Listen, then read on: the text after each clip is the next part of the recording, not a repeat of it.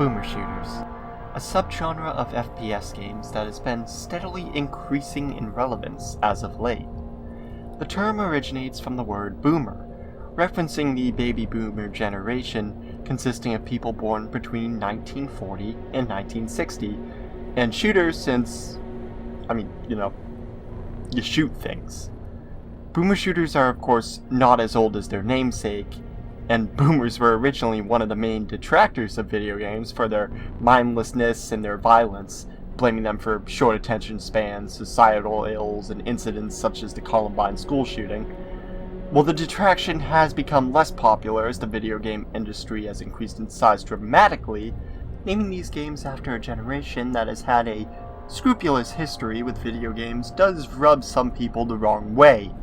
This led to alternative names such as retro FPS, throwback FPS, and whatever two words Civi decides to slam together like a child playing with a Lego set. As with many throwbacks, one of the marketable traits of boomer shooters is the ability to capitalize on nostalgia. While some shooters are simply made to do that and sell copies and make their creators a buck or two, many have other reasons for existing. David Szymanski grew up with a love for gaming, and a PC for not that. He only had access to low-end hardware. As a result, most of his PC gaming experiences involved older games such as Half-Life, Quake, and Doom. These playthroughs, taking place in the mid-2000s, would later serve as inspirations. For in 2015, Szymanski was toying around with Unity, a cross-platform game engine, in an attempt to emulate the visual style of Quake. Szymanski would model a low-poly shotgun, position it to the bottom center of the camera, and thus development on DUSK had officially begun. DUSK occurs at the darkest stage of twilight, or at the very end of astronomical twilight after sunset, and just before wait, what? Oh, fuck, wrong Wikipedia article, DUSK is a 2018 first-person shooter created by American developer David Szymanski, produced by David Oshry of Rot 2013 fame, and published by New Blood Interactive. The game takes place in the rural town of Dusk, located in Pennsylvania, and is split into 3 episodes. Episode 1, The Foothills, focuses on woodsy small towns and southern wildernesses. Episode 2 takes place in factories, labs, and industrial areas, and Episode 3 takes place in weird, Lovecraftian spaces.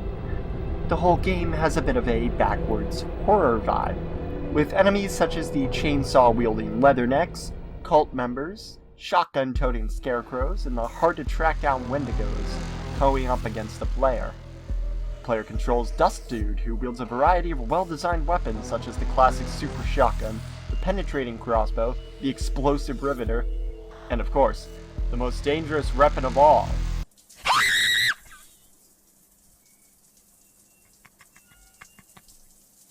Soap.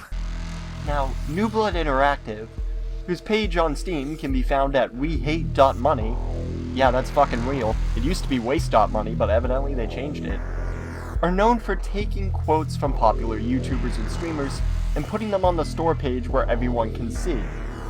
Thankfully, I'm not popular, so I feel relatively safe saying that if I was anatomically capable of getting wet, this game would leave me fucking sopping. Of all the throwback FPS that have been released, not only is this one of the first, but it's still one of the best. It recently celebrated its 5th anniversary with an update that added HD textures, mod support, Steam Workshop integration, a new weapon, and somehow managed to get Unity to natively support the loading of BSP format maps. This allows games like Half-Life, Quake, and related mods to be played in Dusk, complete with musical cues and enemy spawns, which is so impressive that I honestly don't know how it was done. It's fascinating to me that the lines between engines have been blurred so much that not only can they all run on the same engine now, but said engine is fucking Unity.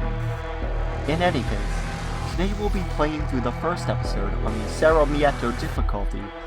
This is the equivalent to hard in Quake or ultra-violence in Doom.